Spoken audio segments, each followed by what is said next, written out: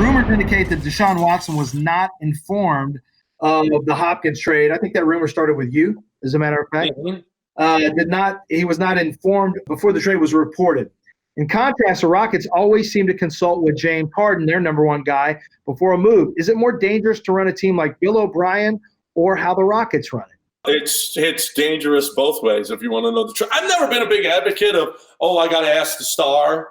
But we're in a different time right now.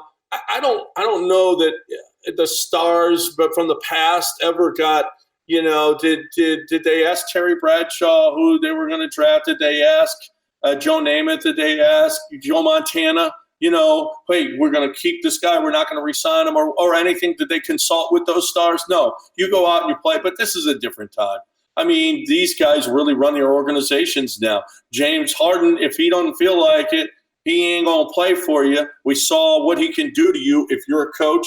He can destroy you. He can change an entire roster when he wants to. We've seen LeBron do that. We might be able to see Deshaun do that as well here, because if he's not happy, again, Bill O'Brien is in some kind of trouble. I think what makes this a little bit different also is that you traded his best player and his that's like trading a running mate. That's like if you're going to trade James's the next guy up for him. If James is the most critical guy, then who is the second most critical guy? That's something that a lot of NBA teams will do. In this particular instance, Deshaun Watson, and this is a case where Watson and Hopkins were close, but not only that, Watson's not under contract. And I would say the situation is becoming a little more tenuous.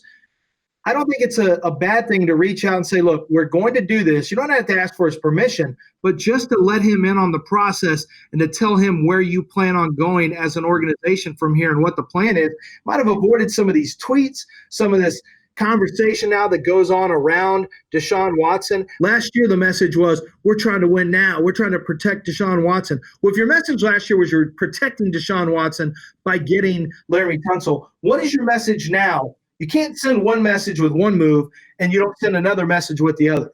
And I know the Texans are saying it's money.